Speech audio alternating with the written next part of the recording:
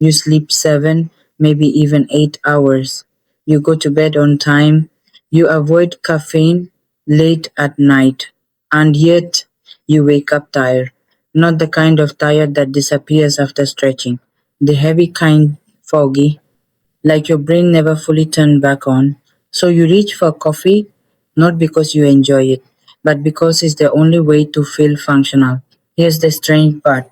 At this very moment, someone in Japan slept fewer hours than you last night and woke up clear, focused, and energized. No coffee, no struggle. So, what's really going on? Most people assume waking up tired means one thing: you didn't sleep enough. So, we do what makes sense. We go to bed earlier. We aim for 8 hours, sometimes even 9, but nothing changes. And that's the first clue that something deeper is happening. Because if time alone fixed fatigue, long sleepers would feel amazing every morning. They don't, which means the real problem isn't how long you sleep, it's how your body uses that sleep. Japan has one of the shortest average sleep durations in the developed world. 6 hours is common, sometimes less. Yet, chronic morning fatigue is far less normalized. People wake up composed, alert, present, not wired, not dependent on caffeine. This creates a paradox that forces a better question. How can less sleep produce better mornings? The answer isn't genetics, and it isn't discipline. It's something far more practical and far more uncomfortable to admit. Sleep isn't a passive activity, it's a biological process that must be triggered. Your brain doesn't recover just because you're unconscious. It only enters deep repair when it receives the right signals. Think of sleep like a factory shift. If the machines never fully power down, maintenance never happens, no matter how long the shift lasts. Japanese sleep habits don't add more time. They remove interference. They optimize signals.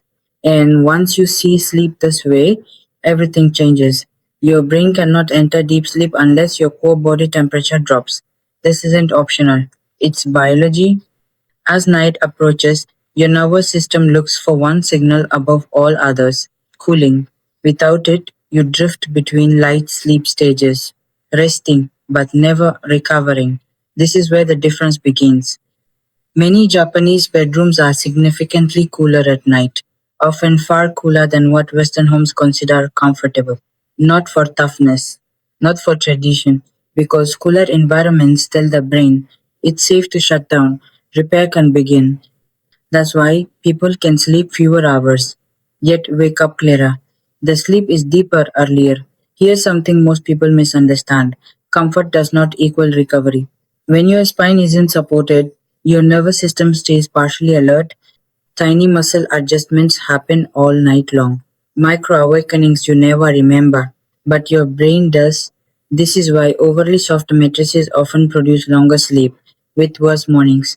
In Japan, firmer sleep surfaces are common: futons, tatami mats, not because they're old fashioned, but because they keep the body neutral. When the body feels stable, the brain finally lets go. A hot bath before bed sounds counterintuitive. Why heat the body if cooling matters? Because the magic isn't the warmth, it's the drop afterward. Raising your core temperature briefly, then allowing it to fall in a cool environment creates a powerful sleep signal. It tells your nervous system, the day is over, power down. This isn't relaxation, it's a biological shortcut. That's why falling asleep feels effortless afterward, and why sleep becomes deeper earlier in the night. There's another difference few people talk about. In the West, fatigue is treated like failure, something to fight, something to hide, so we override it with stimulation.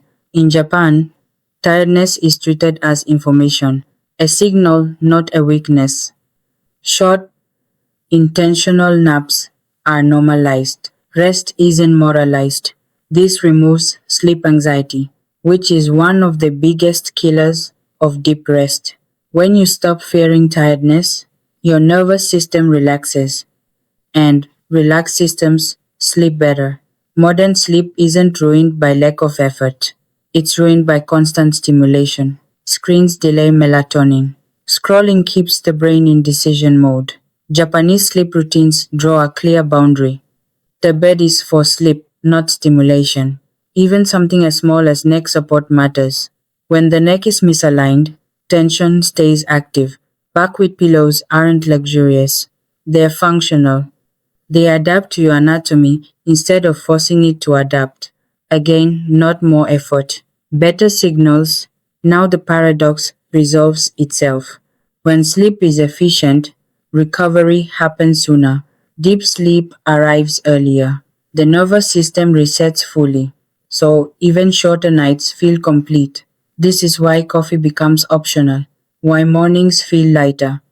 Not because people try harder, but because their environment does the work. You don't need more sleep. You need sleep that actually does its job. Tonight, don't overhaul your life. Pick one signal to improve. Cool the room. Support the spine. Remove stimulation. Small changes. Massive biological payoff. Which one will you try tonight? Leave it in the comments. Someone else might need that idea more than you think. And if you're tired of being tired, share this with someone who needs better mornings too.